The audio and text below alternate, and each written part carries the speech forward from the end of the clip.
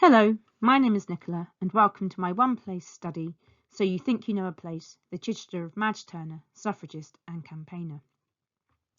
I'm an archivist at West Sussex Record Office in Chichester and I'm from Chichester.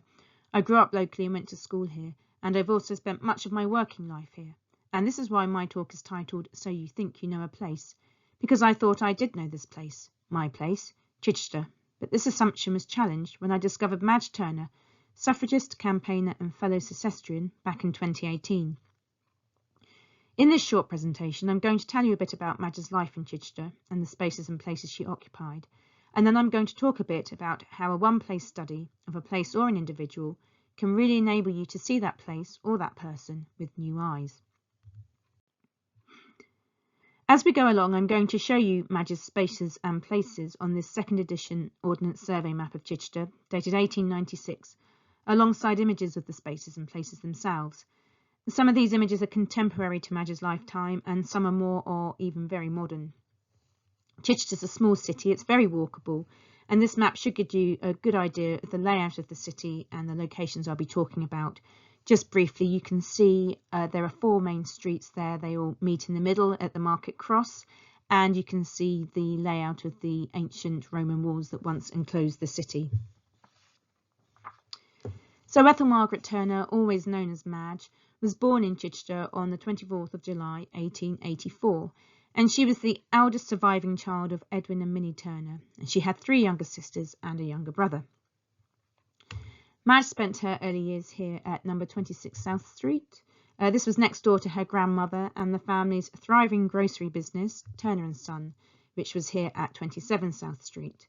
We have this really lovely contemporary view of South Street dated 1895, and this is a view that Madge would have been very familiar with. You can see 26 and 27 South Street quite clearly there. Now, unfortunately, we know very little about Madge's early life as there are very few surviving records. We do know that her father was heavily involved with his local church, St. Peter the Great, and this is where Madge was baptised on the 24th of August 1884. Now, the nearest school was on Tower Street, which was very close to Madge's home, as you can see, so it's likely that she went here, although we can't be sure because there are no surviving records for the period, unfortunately. It's also possible that when she was a bit older, in her early teens, she might have received some education from one of the private schools in the city, particularly this one here in the Pallants, which is very close to their home. We do have receipts for two of her younger sisters that studied there, so it's possible that she did. We do know that by 1898, Madge was attending Chichester's New School of Art, which was based at that point on Crane Street, in apparently wretched premises. So whilst Madge was a student, bespoke premises were built for the school in a newly added first floor at the Market House on North Street, popularly known to locals as the Butter Market. This is a later view of the building taken in the 1930s. Now, a special exhibition was held here in September 1900 to mark the opening of the new premises, and Madge enjoyed some success, being awarded several prizes and certificates, and newspapers' reports state that some of her work was entered and also recognised in the National Art Competition held in the Natural History Museum at South Kensington later that same year. By 1901, the family had moved here to 6 Crawley Road before eventually swapping houses with Madge's grandmother in around 1909, presumably on her grandmother's retirement, when Madge moved with her father and siblings to 27 South Street. Again, we don't really know anything about what Madge got up to after she completed her studies. It's possible that she worked, possibly at the family's shop, but her mother's unexpected death in 1900 apparently left her with the bulk of the caring responsibilities for her father and 4 younger siblings, so it may be that this is what occupied her time. We do know, however, that Madge took a keen interest in politics by the mid-1900s. Madge's father, Edwin, was known to be liberal in his politics, and it's likely that her mother's family, the Lights, who lived at the other end of town at Eastgate Square, where they ran a hardware shop, which you can see in this wonderful picture from about 1900. It's right there where the arrow is pointing to, that the Lights were liberals too. Newspaper reports show that by 1905, Madge was heavily involved in liberal politics in Chichester, and it seems that there was actually something of a young liberal scene in the city, which challenges the stereotypical view of Chichester as a conservative place, both with a capital C and a small c in that instance. In July 1908, Madge assisted the charismatic suffragist Muriel Matters when she visited Chichester as part of her caravan tour on behalf of the newly formed national suffrage group, the Women's Freedom League. So Muriel spoke at Eastgate Square, pretty much opposite Madge's grandparents' shop and home, and also here at the nearby Corn Exchange, where she met rowdy and hostile crowds on each occasion. The Corn Exchange was the only building venue in the city that was prepared to allow the suffragists to speak. And it's this visit that gives probably the only known image of Madge. This is her, we think, on the right, and that's Muriel Matters on the left.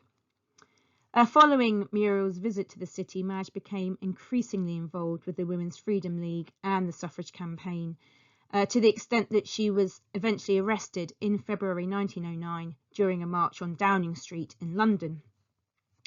She opted to spend 14 days in Holloway Prison rather than being bound over for her so-called crime, which was purely marching on Downing Street. And she was accused of obstructing policemen in their duty. Subsequently, Madge returned to Chichester and spoke of her experiences here at St Martin's Hall. This is now the site of a Marks and Spencer's on St Martin's Street here. And she spoke to a small and polite audience. This was in direct contrast to the very lively scenes Madge had encountered at nearby Midhurst, where she'd spoken a few days before and experienced jeers and catcalls and rotten vegetables being thrown about, as well as cheering and support, it must be said. Following her experiences, Madge went on to work for the Women's Freedom League. You can see their fantastic banner here. And by 1911 at least, she was living in London, and despite her attempts to evade the census, she was recorded by the enumerator at 65 Gloucester Crescent in Regent's Park. We know she returned to Chichester in September 1915 for her father's funeral after a sudden illness. It was an unexpected death, and this came just 4 months after the family learnt of her brother's death at Gallipoli. Madge returned in December of that year for her youngest sister's wedding. You can see she signed the marriage register here, and this was noted in the local press as a quiet occasion due to the family's recent bereavements. Both her father's funeral and her sister's wedding took place at St Peter the Great in Chichester. And this appears to be the end of Madge's connection to Chichester, and it was, it seems, one of her last visits to the city of her birth. She doesn't seem to have maintained any connection to her mother's family. She certainly didn't come back for her grandfather's funeral, although she most likely returned for the baptism of her niece, again at St Peter the Great. So that's a very brief rundown of Madge's life in Chichester and the spaces and places that she occupied in the city. Now, as I said, I grew up in Chichester and I went to school here where I did history, including the women's suffrage movement, but at no point did we consider it from a local viewpoint. It was just something that happened somewhere else, and I had just assumed that suffrage was not a thing here. So this one-place study of Madge Turner's Chichester and the spaces and places she occupied has really challenged and changed my view of Chichester. It made me realise that history really does happen everywhere. There are always stories to be told, and these might be stories that challenge what you know or what you think you know. This Women's Freedom League postcard features a photograph of the caravan at Chichester, and it's a variation of the photograph I showed you earlier. Both of these were taken by one of Madge's sisters. On a personal note, I love walking around Chichester and looking at the spaces Madge occupied, which you can see here on the map, and thinking about her life here as she grew up, just like I did. Some buildings and trees may have gone, the traffic and noise is very different, there are new buildings, and we now have pedestrianised areas, and the factories and industry have largely gone. But the basic layout of the city remains the same, and I can walk the same path that Madge most likely did. And if she were plonked down in the city in 2023, I'm confident she'd still be able to find her way around quite easily. And then I think about my own family. Did my great-grandparents shop at Turner's and Sons, or the Lights hardware shop? Did they know about Madge's politics? Did they attend her meetings? Did they gossip about her arrest and imprisonment? Were they sympathetic to her and the cause, or were they scandalised? Or were they perhaps just indifferent to it all? Sadly, I'll never know the answers to these questions, but Madge's story, my one-place study, has made me see my city, my hometown, my heritage in a completely different light, and it's really brought the city to life for me. It's also made me think differently about my own ancestors and their lives in the city, and really highlighted the nuances of this place I call home. So as the title of the presentation says, you think you know a place, but do you? I hope I've helped you to see that our villages, towns and cities and their people, our people, are full of hidden histories, and I hope you'll feel inspired to do some digging and find out what happened where you live or where you grew up, and maybe challenge those assumptions. And there are record offices, libraries, heritage centres and local history groups up and down the country that can help you to do this. I mentioned that there are very few surviving records for Madge's life in Chichester, but there's usually more than you might think. Newspapers and suffrage magazines in particular have been invaluable in terms of uncovering the story of Madge's early life. And I'd like to thank the curators at the Women's Library and the London School of Economics for giving me permission to reproduce images of items from their collections.